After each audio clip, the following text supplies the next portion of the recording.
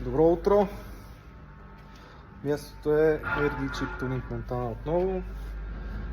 Днес имаме един клиент от град Плевен. Наш клиент от много дълги години, може би от 2017-18. Ванка от кога? От 2016-17, още когато голфовете бяха на мода. Golf 419 TDI с ARL турбина. Днес ни е докарал друг автомобил, Jeep Cherokee 218 коня, тройка дизела, за да видим какво ще може да постигнем при него като коне. Автомобилът е позициониран на диното, ще го измерим в оригинален вид да видим какво точно ще извади, какви коне ще има. И така, направо ще ви го покажем след измерването, няма да правим дублиращо видео за да го видите сега, за да не се бавим. Ето ни вече в автомобила, ще направим едно измерване. Тук при Мерцедес автоматът е доста сложно измерването, защото винаги връщате една предавка по-надолу при пълна газ. Най-вероятно всеки един колега, който работи с диностенд, мрази и не обича да работи с Мерцедес, в който няма M режим. Затова ще се помъчим малко при измерването. Имаме и друг път качваме подобен автомобил. Имаме спомен, че измерването беше доста сложно и трудно. И сега ще видим дали ще е така.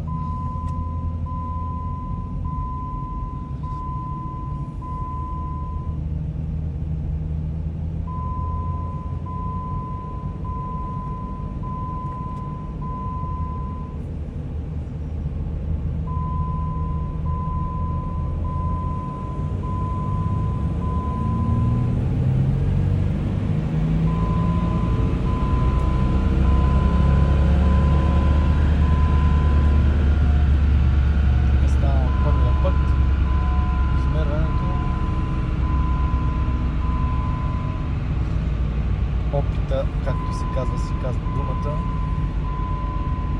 Горе-долу свикнахме вече с тези автомобили.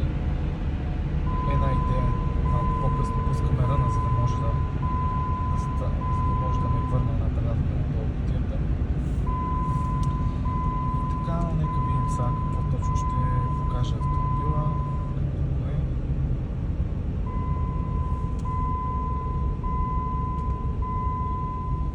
216 коня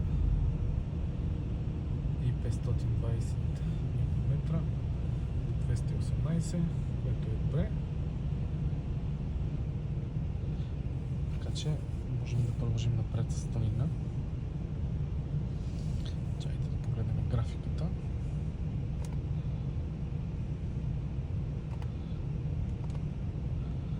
Нормална графика за тази кола.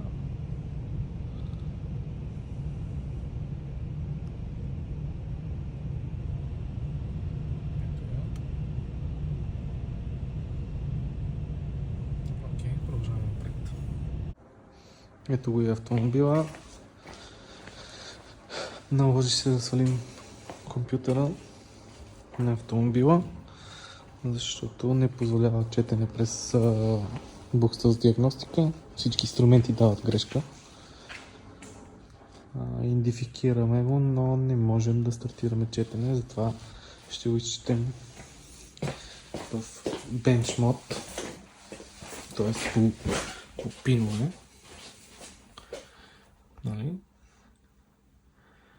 Вече имаме 20% изчитане и така ще работим по него, по пинове.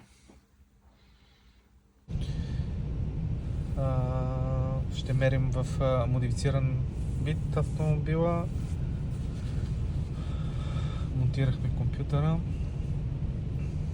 Сега ще видим дали ще бъде всичко наред по време на ръна, дали ще имаме задоволителен резултат, дали няма да ни измъчва измерването. И така. Нека ви.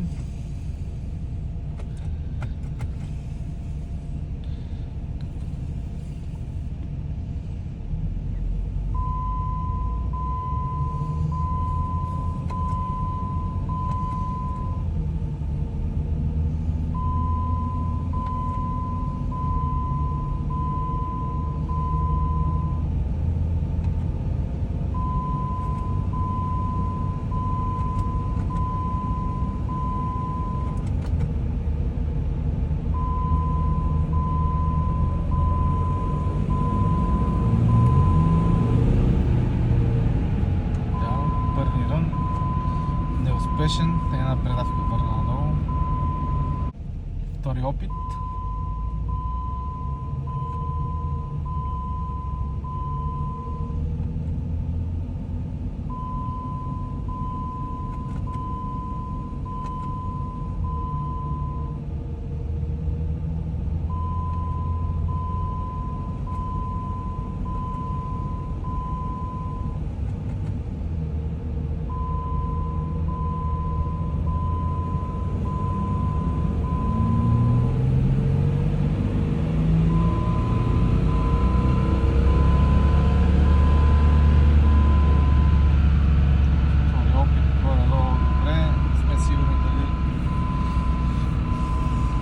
Направихме точно как трябва ръна, защото трябва да може да подадем листа долу, трябва да бъде. Правим го леко пирамидно, което е много неудобно и много трудно с леко модификация, защото автомобил става по-чувствителен.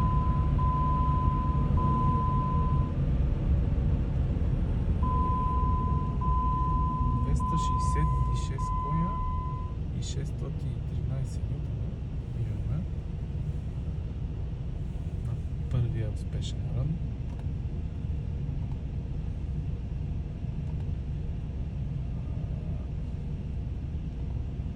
Графика, разбира се, перфектна.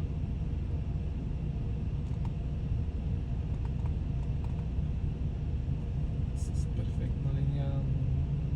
Не мисля, че има какво повече да правим по този автомобил. Автомобил е доста добре, в много добро състояние. Ванката от Плевен го е търсил доста време, за да го закупи. Изглежда добре вътре. И така, ще приключваме с него и ще го сваляме от тиното. Защото отвън ни чака Audi A4. Да видим какво трябваше при него и така.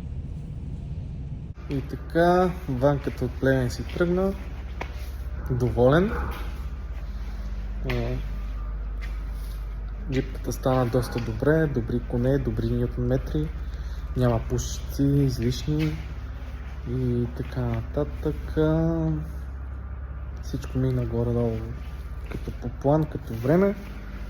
Графиката на джипа е доста добре, никакви аномалии не се наблюдават по време на ръна, като параметри и живи данни, нито пък се наблюдават в графиката аномалии. Доста добре, като за този джип. Сега ще ви покажем и графиката му. Имаме 50 конски сили повишение и около 90 Нм, което е напълно нормално за този двигател.